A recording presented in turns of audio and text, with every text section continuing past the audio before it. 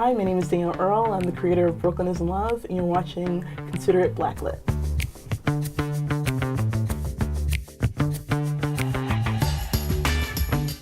Welcome to this episode of Consider It Blacklit. I am Kim, your host, and for those of you tuning in for the first time, Consider It Blacklit highlights films, television programs, and stage plays that feature African Americans both up front and behind the scenes. We also discuss social issues as it relates to some of these programs and how they may or may not impact our communities. So thank you for tuning in, and we hope you continue to tune in each week. Today, it is my pleasure to highlight an independent filmmaker, Danielle Earle. She is a member of the Writers Guild of America East.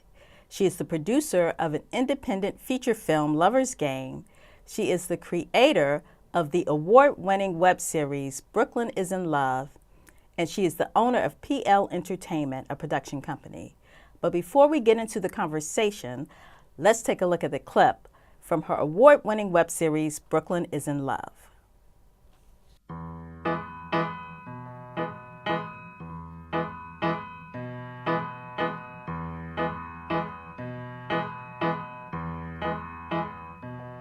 In Brooklyn is where I'm now, fan the Adam.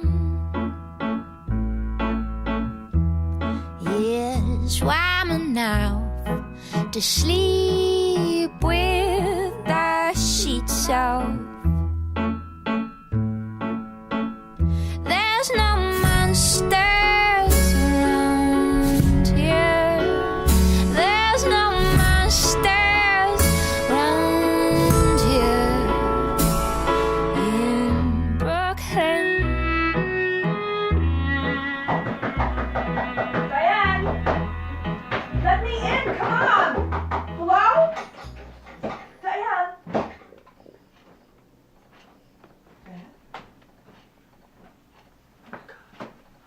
Oh my God, Diane. Diane, wake up. Diane, are you okay? Wake up! Nikki? What happened? What's wrong? Nothing. Oh. I've been trying to call you. What do you mean, nothing? Oh God, stop. My head is killing me. Come on, get up. No. Oh God, no, don't do that. Oh my God, my head. Come on, what? Oh, I think there's another bottle around here somewhere. Get up. What happened? I don't want to talk about it. What do you mean you don't want to talk about it? I've tried calling you like 5 billion times. You don't answer. What's wrong? What happened?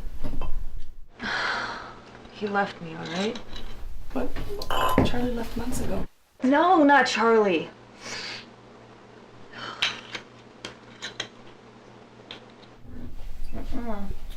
Who? Kevin?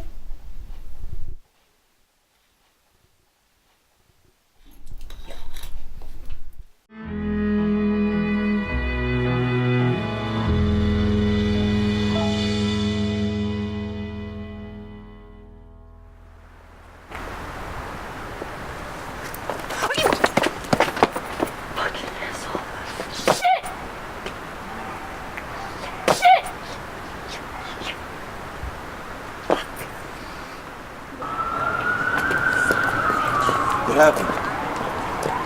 Are you okay? Fine, I just got robbed. How do you think I'm doing? Easy. It's gonna be alright. Okay, I'm fine. Fucking passport was What in happened? there. This guy just robbed me. Fuck. Can you give me a ride home? Yeah. No, he's gone. Okay. It's coming. It's fine.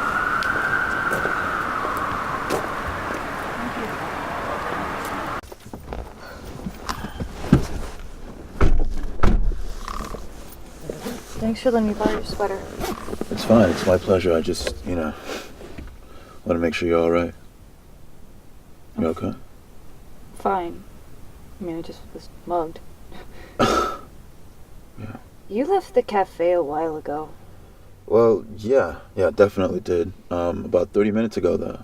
I just decided to maybe come back and see if you'd like to maybe grab a cup of coffee or... You were waiting for me? Look, I just moved here a few weeks ago, and I just thought maybe I'd introduce myself and see if you like my company. That's all. Okay, good night.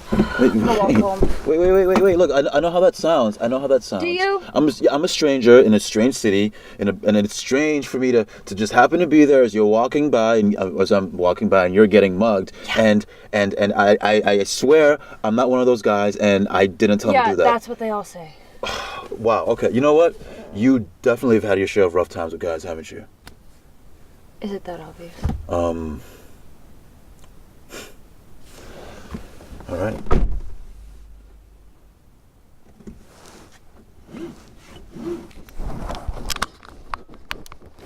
Welcome, Danielle. Yeah, thank you so much, Kim, for having me. Oh, I'm so excited to have you on my show. So why don't you tell our audience a little bit about yourself, your background, and how you got started into filmmaking? It basically it happened by accident in a way. I went to school for animation visual effects in San Francisco, and that's kind of what I wanted to do. You know, when I was in high school, I kind of wanted to be an animator, and it was up to basically my senior year that I wanted to go into being a filmmaker. A totally different career move. I just, wanted to do filmmaking, but I didn't have the confidence to do it. So it took a while, and I started doing a web series called On the Scene. It was a documentary series, and I interviewed a lot of artists in New York.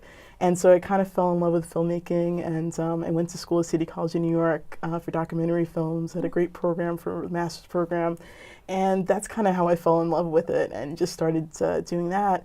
And I really wanted to kind of make it into a production company. And so that's when I started Brooklyn is in Love series first, and then started the production, Peel Entertainment. And it became official LLC right after Brooklyn is in Love and the success from that. And so yeah, that's kind of how it started. Oh, that's awesome. That's awesome. So tell us a little bit more about PL Entertainment. I know you do your own projects, but you have done some other work for people. They've hired you. Yeah. Tell us about that. Definitely. Actually, I started off doing music videos in the beginning. I did a lot of it catered to music. And there was an artist called Ian Axel. He ended up being a Great Big World. He worked with Christina Aguilera and a lot of, mainstream, artists in New York. So I started doing music videos. That kind of helped me get more clients and started working with them. And they were like, "Danielle, you're really good at music videos." And it kind of branched off. And then I started working for people that catered to Fashion Week and New York Fashion Week. I started filming footage for them. And so I started working with different independent companies. And that's kind of how I kind of bounced into that and did documentary and narrative. And so right now I'm kind of doing other work for being a director and a producer and helping other people with their projects. And yeah. That's great. I love to see independent filmmakers busy. So tell our audience about your web series, Brooklyn is in Love. It's award-winning. What's the storyline, and how did you come up with the idea? I kind of, it basically was during that time with Occupy Wall Street. A lot of kids, well, not kids, but around like late 20s, there were like a lot of my friends were in debt, very struggling during that time period. And that's kind of how I started that whole storyline. I wanted to make a storyline that caters to everybody. And so I basically started writing about 3 friends living in Brooklyn and the main character, Diane. So basically in the first episode, her boyfriend is calling her on the phone, and he ends up being mugged right in front of her apartment. She's always crying for me. It's a new day, and I can't save you.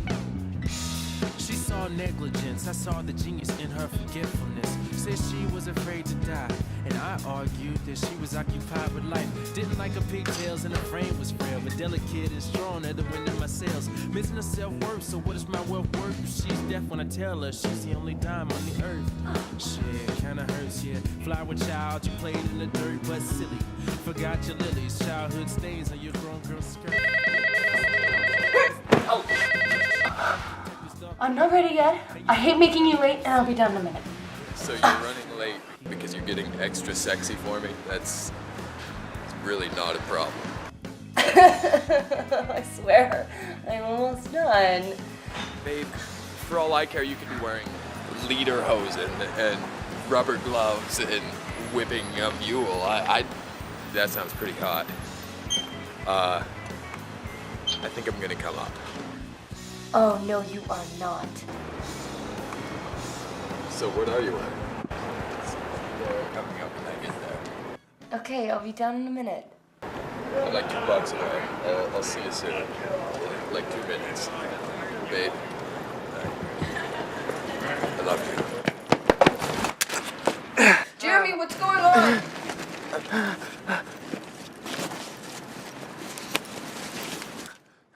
So she ends up going through just this horrible tragedy that happened to her, and she's really depressed, and she meets with one of her friends at a coffee shop, Nikki, and she tells her, you know, Diane, it's a year later after Jeremy's death, you gotta move on.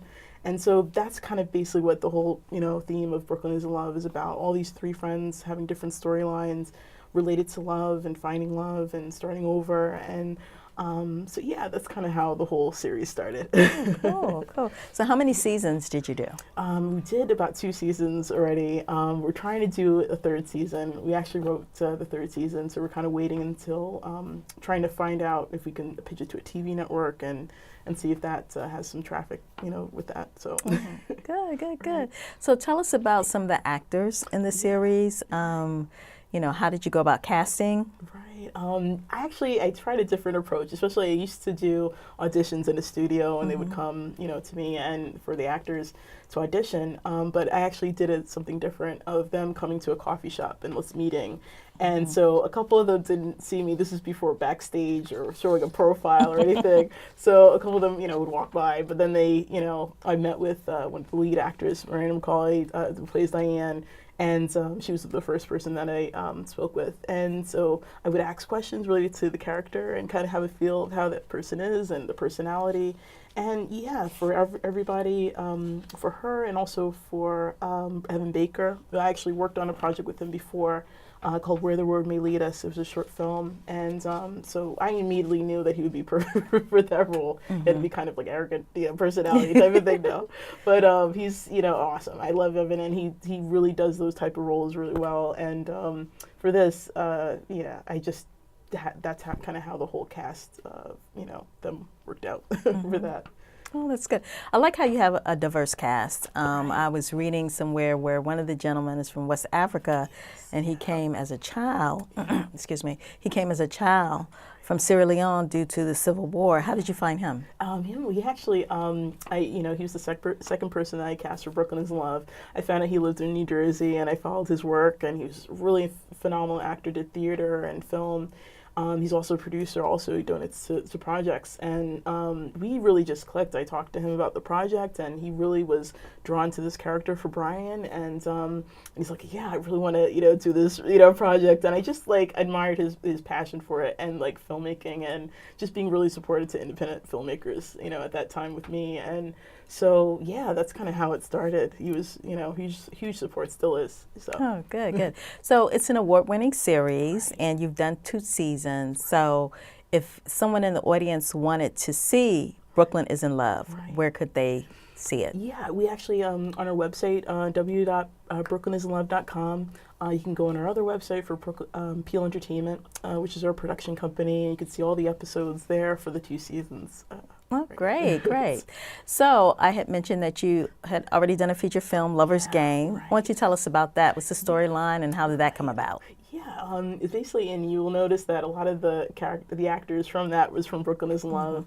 That actually happened. My grandmother during that time was very ill, and I went through just like an emotional time at that time, and I was with her in the hospital when she passed away, and so this storyline really, all of a sudden one night I just had this idea of writing about this couple living in New York City, and have money and, you know, wealth, and the person, the lead actor in the film, played by Blaine Pennington, he plays a district attorney, and also Crawford Collins, who plays his wife Annabella, and so they're, you know, starting their whole life and being a married couple, and she wants to have kids, and she finds out it can't be a possibility, so it causes a lot of hardship with their relationship, and so she ends up meeting this painter one day, just like walking randomly, and they end up becoming friends, and so you end up finding out, you know, their relationship gets closer, and he suspects that she might be having an affair, and so it's kind of a lot of twists and turns. And especially in thriller, type thing. So it was very different. It was my first feature film. It was a good experience, and so yeah. Good. So you wrote the film, you directed it? Right. Okay, awesome, awesome. So tell us about this new film you're working on. Let me get it right. The Haunted Mind of an Insomniac. Right. Tell us about that. What's the storyline? What's that about? And what stage of production are you in? Right now, we're actually on the verge of post-production. We're right now finished with all the footage, and we're kind of just editing and doing sound mixing for it. But it's set in 1957. It's a film noir thriller in Harlem. So I filmed all the scenes in that area, and it's about a writer named Terrence Cleaver. He's writing his book called The Haunted Mind, but he ends up being haunted by his wife that committed suicide on the rooftop of his apartment about a couple of years earlier.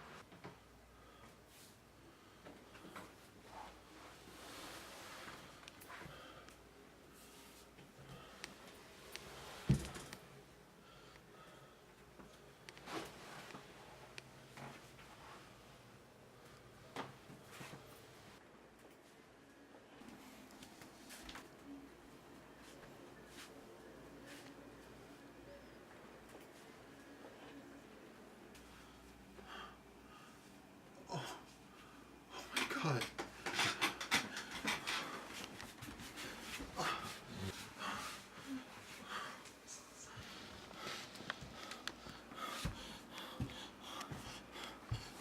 Are you okay? Oh my God. Why did you do this? Why did you do this? Oh my God.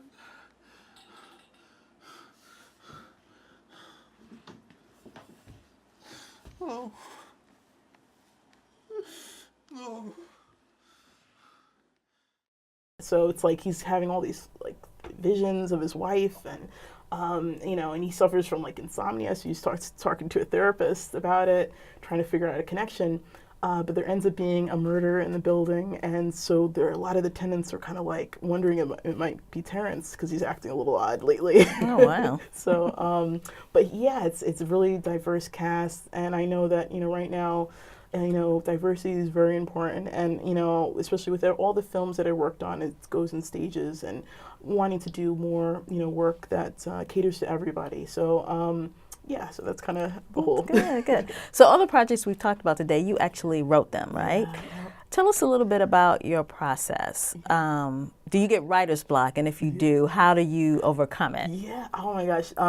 Lately it's harder because especially the competition and the projects that are out there. You know, they're so diverse, different, and so I try my best to either challenge myself, but always if I go for a walk, it could be a song or music that I listen to that kind of triggers me to thinking about different ideas of projects, and so that's kind of the creative process that I would say, that I try to work on. But I do definitely have writer's block, especially, sleeping and not sleeping during that time. But yeah, it's being a writer is very, intense and challenging at times. So, yeah. So I notice many of your projects have love relationship themes. Yes, yeah. Do any of the storylines mirror anything in real life, in your real life? Definitely. I think especially my friends and everything, I always meet with, our friends and talking about, their relationships and everything. So women in general do that. I think they're really good, communicators. So I always I'm a good listener. So I always, I'm like, wow, that's, something, or maybe they're talking about their relationship or a breakup. And so I kind of just get ideas from that because especially with the audiences that you're, catering to, you kind of have to speak, to everyone, especially as a writer. And so, yeah, that's kind of, how that process works with that. Oh, awesome. So I know one of the main challenges as a filmmaker is raising funds for your projects. How have you been able to do that? Yeah, I especially for Brooklyn is Love, it was totally funded 100% with me during that time. And I was, 27 around that time, or 26, 27. So, rentals, equipment rentals, I barely, was able to sustain, especially for this first season. But then a lot of people started gravitating towards it. The Writers Guild at that time reached out to me and they were like, we saw your episodes online and we'd like for you to come to our, office. And so, I was like, wow, okay, so I really have to keep the series going. At that time, people were watching it. So, but through that, I was able to do fundraisers. I used to do public events and public assembly in different places in Brooklyn. And so I had to have people come out and through that, they donated, money. But I also, for my other series On the Scene, I still had a connection with the music. So I would have musicians come to my event and then would perform and people would buy tickets. So in exchange, we'll be able to start, doing our fundraisers and using that funding for our films. So yeah, I was really on the beat in New York, passing out flyers and, that type of thing. But now it's totally different. Now they have Indiegogo and Kickstarter. You can just do it from home. And but for Lover's Game, a producer from California reached out to me and she saw it. She donated $1,000 to our fundraiser and she was like, I'm a producer out here in California. I really love your work. And I'd love to be a associate producer for your film. So she's been helping out a lot, for our projects. Oh, that's great. Yeah, so it's like, it's really, progressing and helping. And so I'm learning about networking and working with other people now. And so, yeah, it's been a good experience. Good. Let's talk a little bit about the Writers Guild. You said you're a member. How would one go about becoming a member? Yeah, right now, I would say with how that, ended up happening, YouTube was kind of just starting out. People used to go to meetings at Borders Bookstore in in Manhattan. That's how I was able to meet a lot of the people there, like Tony Climax and other directors. And they were just starting out, and they ended up joining the Writers Guild the same time I did.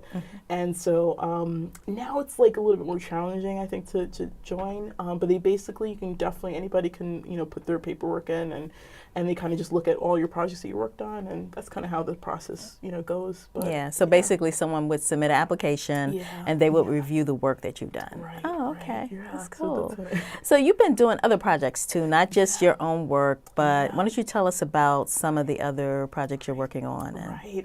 Right now I'm doing a lot of producing work for Peel Entertainment. We just finished a film called Leia. It's getting a lot of film festivals right now. What is that about? Oh yeah, it's a short film about a mail order bride. It's actually, I'm not the writer for it, I'm the producer of it, and he ends up having this relationship with her, meeting her online, and she ends up, it's a thriller, a horror film, and she ends up kind of going against him, and he ends up being haunted, and so it's a lot, of different, things going on. So I don't want to give too much away for Jay, who's the writer, awesome writer. And I went to his screening for Taste. He was actually featured in the Huffington Post recently, young filmmaker. And so I was really just an admirer of his work, and I was like, Jay, definitely let me know what your project you're working on for next, and maybe we can collaborate, work together. So that film is out right now for film festivals, and so we're doing another film called Play. He's working on a feature film, so I'm the producer for that one, executive producer. And then another project called Jada, the New York Effect. That's in New York. And so, yeah, it's kind of overflowing right now. So, but I'm still trying my best to kind of work on my own independent projects and kind of get that going through the process. But, I guess in this production or not, industry worlds, you always have to say yes to any opportunity, I think, because you never know where it's going to lead you in the end. So I figure, seeing how this journey takes me in a way. Well, you're doing a lot. So if someone wanted to find out more about Danielle Earle, if they want to support, make donations, whatever, how's the best way for them to get in touch with you? You have a website? Yeah, definitely. If you go on peelentertainment.com, has all my information on there. You can email me. I'm also on Twitter, PL Street Team, the hashtag. And also Facebook, if you want to reach me there.